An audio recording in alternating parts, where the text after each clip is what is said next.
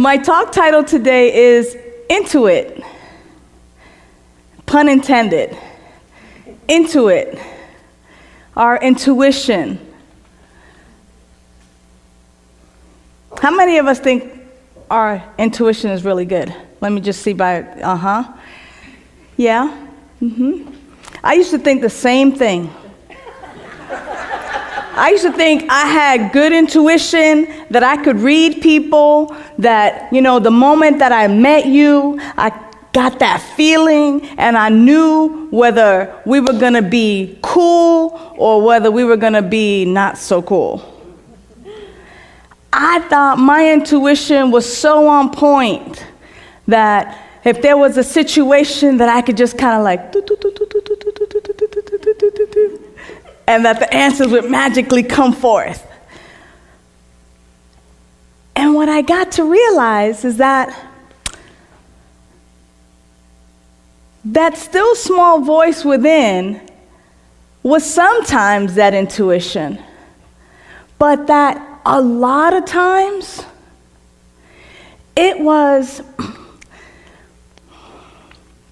very ego-based, very fear-based, based on stereotypes, biases, and prejudices. And certainly I can't really admit that. So don't let it go beyond these walls. Turn off the camera. No, seriously, how many times do we really live life and think that we're getting this intuitive hit and it's really something that's based in our bias or our prejudices or some stereotype that we've heard because, after all, all of them do such and such and such. Or, that's a bad neighborhood when you go through, sometimes people are just kind of going through and they go, oh, look at the neighborhood, and they clutch their purse or they hold on to their wallet a little, tighter, and they think it's intuition. And sometimes it's really based, right? Seriously, sometimes it's really based on our own biases or stereotypes or prejudices, and we act in a certain way as a result of these ideas. And let's face it, we can't help it. We can't help it unless we're being very conscious about what we read, what we watch, what we listen to, because everything, including the media, including some of our spiritual communities, including some of our teaching institutions, will always drive us to believe and to focus in on particular stereotypes about groups of people, whether it's females or males, whether it's based on your race or ethnicity, whether it's based on your age, whether it's based on the neighborhoods that you live in. We get brainwashed if we allow ourselves in a very subtle way. What women are supposed to look like, how their figure's supposed to be. And the minute someone steps outside of that stereotype or that norm that we call it, it's like, wow, what's wrong with that person? Or, how come women are not having babies and getting married or doing particular things? And a lot of times what we think is our intuition, or because intuition says something, sometimes it's not really intuition. Sometimes it's that stuff that we've become accustomed to as our societal norms, whether it's gender norms or whether it's, who's supposed to be in the pulpit. And yet, as spiritual people, we have this divine ability to be intuitive, to follow our intuition. And the key is how do I know the difference between what is truly divinely downloaded, if you will, what is truly spirit knowing itself, what is spirit guiding me to that direction for my highest good and the highest good of others, compared to what's ego-based or what's just some of that race consciousness that I bought into, like it's flu season or, that flu that's going. It's just like, if someone sneezes, I might think it's intuition to walk the other way because I don't want what she got. But is it really? Or have I, in fact, bought into some of the race consciousness that is so prevalent in our society, in our world. We've been following The Gifts of Imperfection by Brené Brown this month. And she speaks to this idea of intuition and to this idea that we get these particular hits, we get these particular maybe still small voices or these particular ideas that just kind of come to us. And the question is whether we have the courage to follow the intuition, or whether we begin to doubt ourselves and, Christina, is it okay if I talk about this? Or Jim, do you think that I should do it this way because, people might start talking? Or Jan, I was thinking, I have this idea and, I think it's intuitive, but I don't know. Do you think I should do it? We begin to ask people on the outside of us because we want to maybe secretly have someone to blame if it doesn't go right, or because we begin to doubt ourselves and we begin to doubt the great I am presence that is within us, that is simply revealing itself in, through, and as our very lives and revealing to us that which is for our highest good, and yet we begin to doubt it and ask others their opinion as to whether it's a good idea or not. How many people know what I'm talking about? Because y'all awfully silent tonight. I might be hitting on something here. My intuition tells me that I'm touching some spots here. And yet, when we really, really allow ourselves to listen, sometimes the word, the message, sometimes the action that we are given to take seems pretty drastic or pretty big. I mean, in Bible times, of course, lots of great people got messages and they got these intuitive hits, like talking to a burning bush. Like, really? Am I really here talking to this burning bush? Because I probably look really silly if someone were to go by on their camel or their horse and I'm here talking to this burning bush and this bush is telling me to go say that the great I am has sent me. I mean, like stuff like that. Today, I don't know that we really get messages like that profound. But indeed, when they are our own messages about life's choices, about the course we should take, about even getting more information, what do we do with that information? Do we simply chalk it off? Do we simply discard it? Do we actually listen? Brené seems to think that it's really important to examine the message, that it's important for us to take a look at what it is, because in that message, in that intuition, in that intuitive hit lies the answers. And unless we are participating in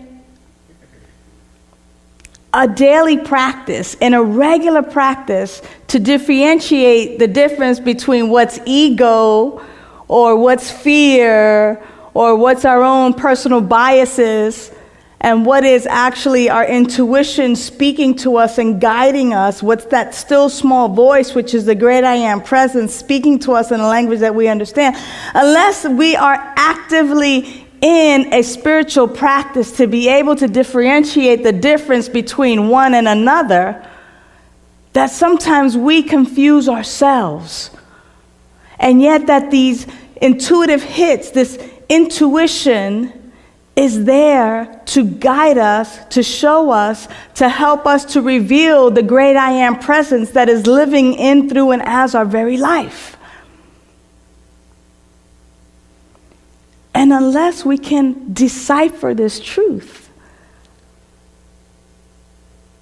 we continue to just kind of live in this unconscious state of being. Ricky Byers-Beckwith calls it sleepwalking. That we're actually really asleep, not really aware of what's going on. It's almost like the Dunkin' Donuts guy. Time to make the donuts, time to make the donuts. How many of us have such a routine in life that we just keep doing that over and over again, and we totally bypass all of the intuitive hits that are available to us, because Spirit is constantly broadcasting, and unless we're tuning in, unless we're consciously aware, the broadcast for our life, the broadcast so that we know who we are, the broadcast about how we can, in fact, reveal the great I am that is within us, that is us, all of that stuff just falls by the wayside. It's kind of like passing billboards and not reading them. It's just like speeding through life. And yet, as a spiritual community, it is our mandate, if you will,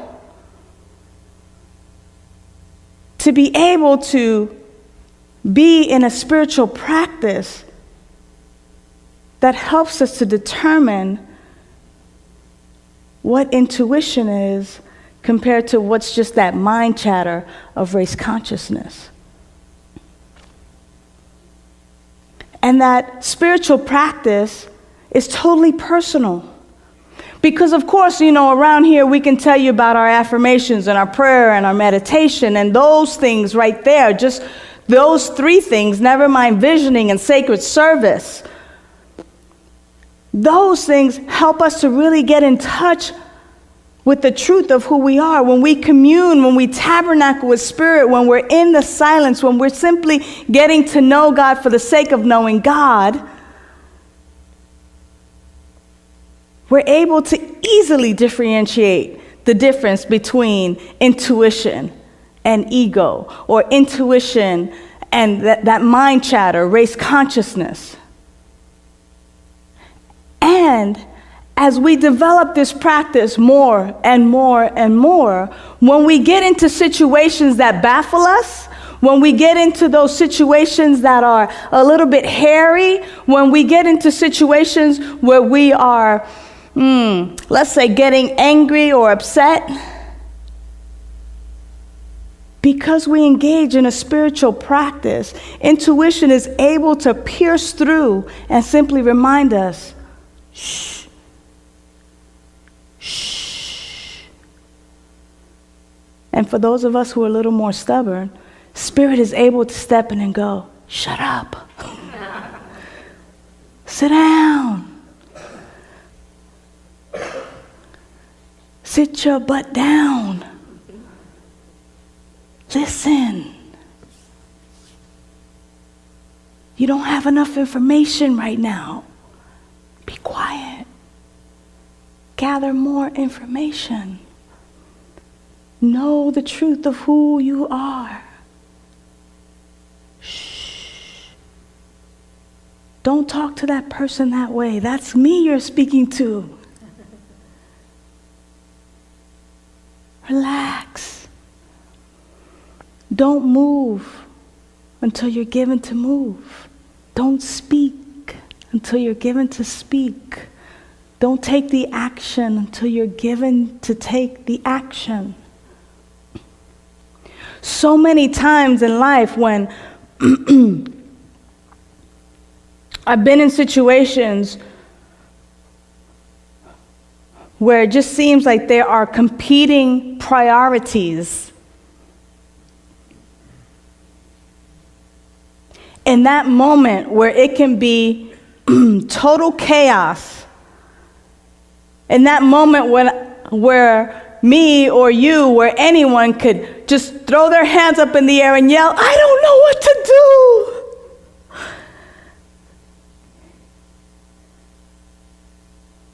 Because of our spiritual practice, because of a daily practice, because of that communion with Spirit, because we practice becoming still and listening, when those moments come where it's total chaos, there is always something that pierces through.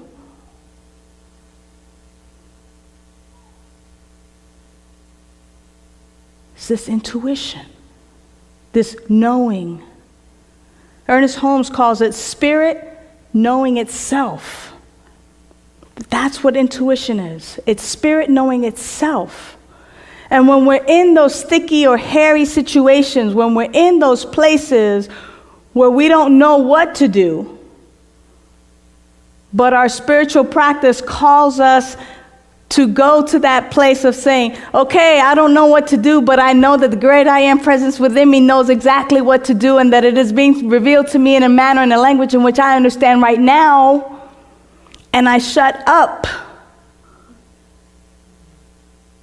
And I allow myself to listen to that still small voice that is God speaking to me, God speaking in, through, and as me, that inevitably every situation works out for our highest good.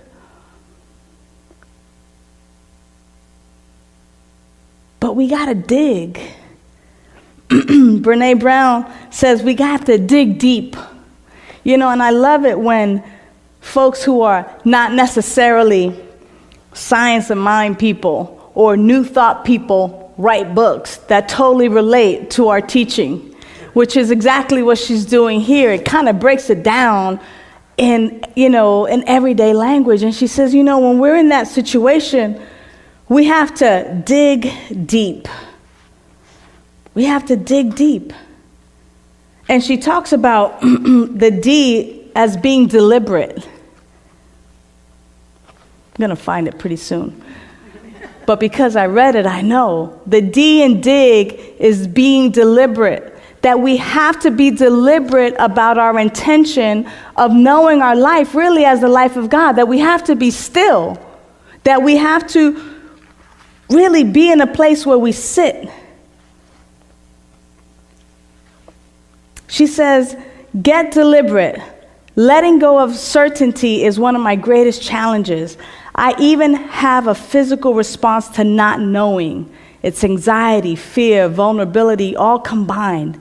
That's when I have to get very quiet and still. Go ahead, Doctor. Dr. Brené Brown's getting quiet and still.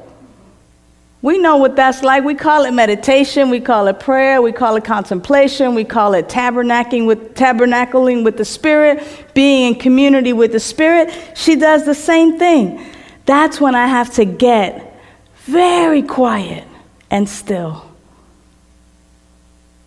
Whatever it takes, I have to find a way to be still so I can hear what I'm saying.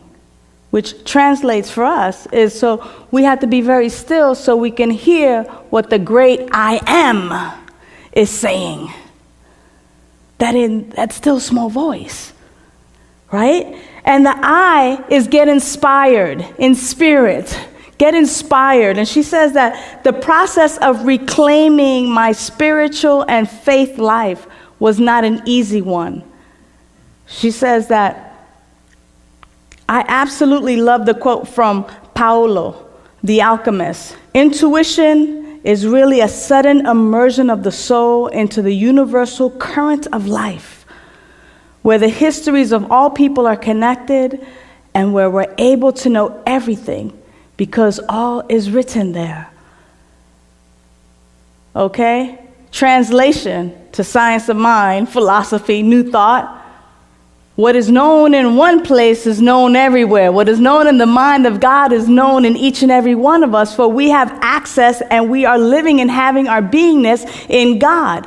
Therefore, when we get inspired, when we get in the Spirit, we're simply connecting with that great I am presence, because what is known in one place is known everywhere. That means that when I get inspired, the answers are available to me right now. That's what Brené Brown said. That's what Ernest Holmes said. That's what Troward said. That's what all of the great writers have said. And you know what? I'm sure that it is also what you say, because I'm sure that each of us have experiences, whether big or small, whether it was just a testing it out, or whether we've been doing this for a long time and we can tell about all the times where we've been inspired, where we've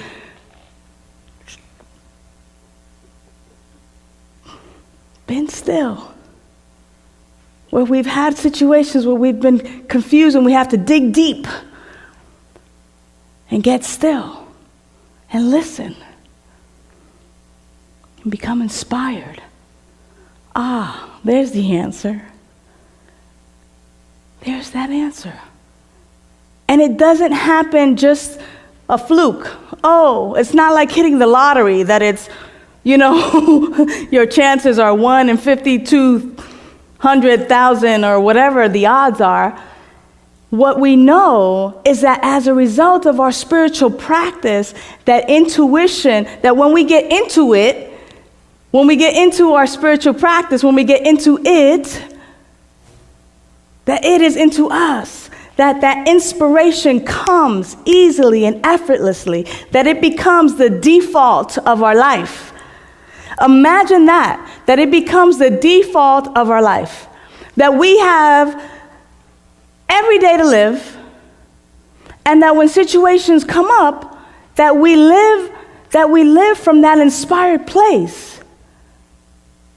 That we simply know exactly what to say and when to say it, and whom to speak to, and who needs that hug. That we live from that place of inspiration. That we live from that place of intuition. God knowing itself, Spirit knowing itself. And then lastly, in the G, she said, get going. She says, when I'm really scared or unsure, I need something right away to calm my cravings for certainty. For me, it's the serenity prayer. And many of us know that serenity prayer. It's that getting going. It's like, okay, let me get going. Let me get into this right here that calms me, that soothes me, that helps me to get still, that helps me to get inspired. Let me tap into this place where I can allow the intuition that is my very life to show up for me. It's very personal. And we have access to it every single moment of our life, if we choose it. If we stay consciously aware of our spiritual practice, so that we might develop that way of just having it be the default of our life. That's just the way I roll. Like, wow, the occasional intuition is just kind of like the way we live now. Like, that's pretty daggone cool, because when we allow ourselves, like my friend Daniel Nahmod, he has this beautiful song that says, when I lay down the oars to my boat doesn't sink. It just simply follows the flow. It just lets the ocean carry it. So it doesn't sink, but it is simply allowing spirit, allowing life, allowing love to be the guidance and the guide of our life. And the way I'm kind of thinking, one with God as a majority. God is living in, through, and as me. God is the most powerful it that it is. And if I let God run my life, I think I'm batting 1,000. It's going to turn out pretty good because that's all God is great and good and awesome. And so the way to develop our intuition is to dedicate our conscious time to the practice of getting to know the life of God as our very life. And how we do that here on Wednesday nights is we take some time in the silence, anchoring in the beautiful music that we've heard, anchoring in the reading, anchoring in the prayer, anchoring in the message. So the invitation is to clear your laps and to simply allow your outer eye to close and allow yourself to just breathe into that place within you that has never been hurt, harmed, or touched. It is that place where the great indwelling I am presence lives and has its beingness. It really is no place specifically in the body as much as it is just in our awareness and in our consciousness. And as we just spend a few minutes here in the silence, we're just allowing ourselves to get to know ourselves in such an intimate and personal way. We're just gonna get into it. I'm just going to get into it right here. We're going to allow life to show up as us, in us. We're going to allow life to simply hold us and speak to us in a language that we understand.